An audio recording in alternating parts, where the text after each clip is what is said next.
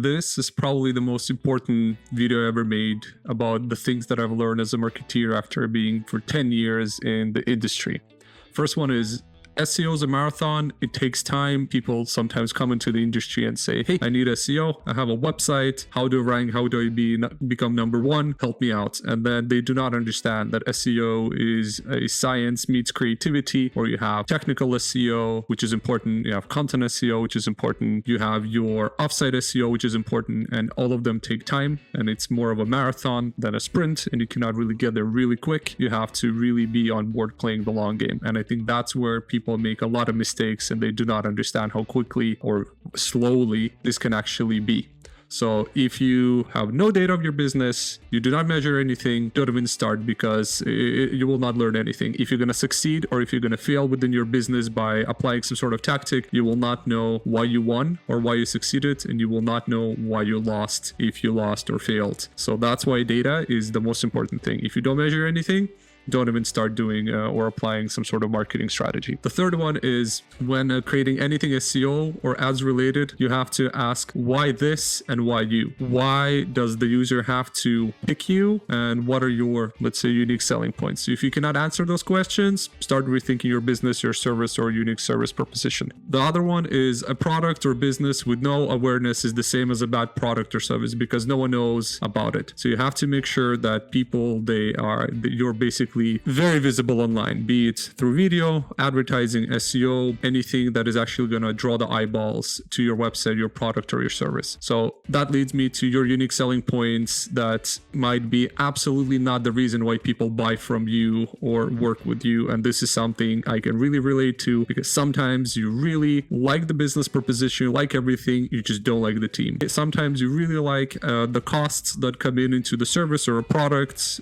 but you really don't like the team. So why would you work with them? Why would you shoot yourself in the foot if the product is great but the people suck? So therefore, you have to understand why people really work with you. Is it you as a personality? Is it the price? If people pick the price, they don't care about you. They will go to the cheapest option. So you have to really understand what is your unique selling point, or is it actually the one that you are telling everyone about? The next one is your branding doesn't matter till it does. So time will tell. So do not waste time and money in the beginning on crazy logos or colors or concepts or designs or templates, because that will build up as you go. A lot of people, a lot of businesses, they truly believe that the branding is the most important thing, but that comes later once you understand what are your unique selling points, why people work with you, what type of information do you want to provide, and what do you want to communicate. Because if you're a small and medium business, and of course you want to be like the big boys, but be very critical about yourself. Am I actually spending enough time and effort on the things that actually bring the clients back or bring the quality users back? Or do I have to just change the color of my logo, and that's going to be critical and change everything? So be very, very diligent about that, and don't waste time and money on that. Next one is a shitty marketing plan is better than no marketing plan. And of course, that's a little bit debatable, but you can always pivot, right? So if you start with something and you see you have the data and you know it doesn't work and it's not a good plan, that's great. You learned, you adapted, you can pivot, you're flexible, you can continue doing something rather than just like having no marketing plan and not really doing anything about it. So therefore, shit plan is better than no plan, because you can adapt, you can learn, you can gather the data, and you can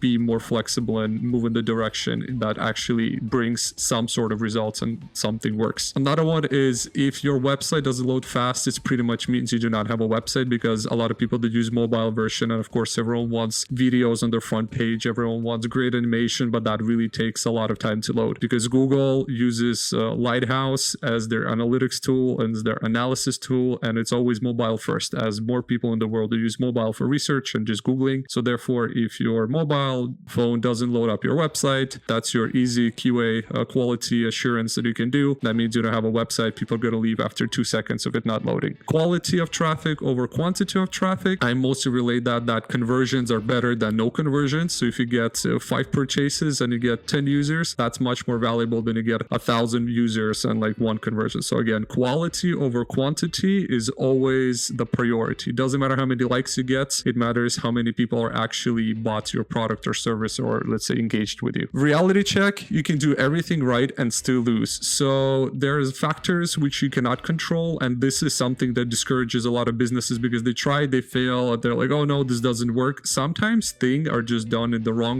time, or you're just unlucky, or there are outside factors that actually affect your business and you cannot control that. So you do not have to be, let's say, lose faith and say, oh, it's a bad plan or this doesn't work because it did something wrong. No, you can do everything right. You can do exactly based on the playbook, instructions, recommendations of all the consultants, Google advertising channels, whatever, and you can still fail. However, it doesn't mean that you did something bad. It might be outside conditions. So you have to be very critical about stopping any kind of operational activity or marketing activity when you see that something is not working. So you have to learn about that. The last one would be competitor marketing analysis is very important, especially when you're starting up. If you're finally reached a moment when you want to do any kind of marketing activities, or you want to sanity check everything that you did and say, hey, it didn't work, I did everything right.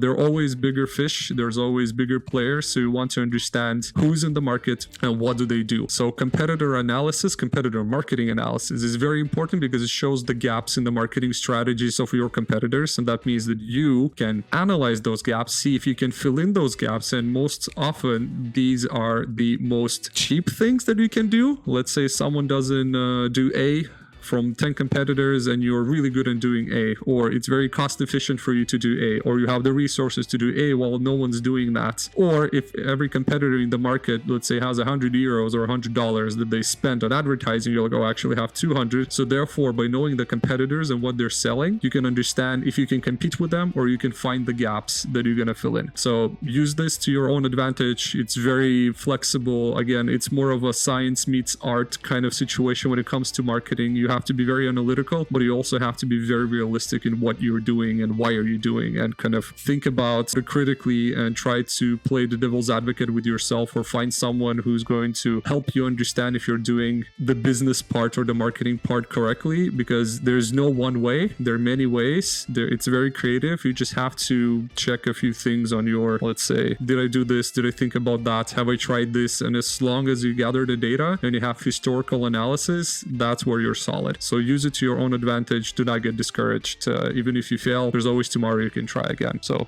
good luck.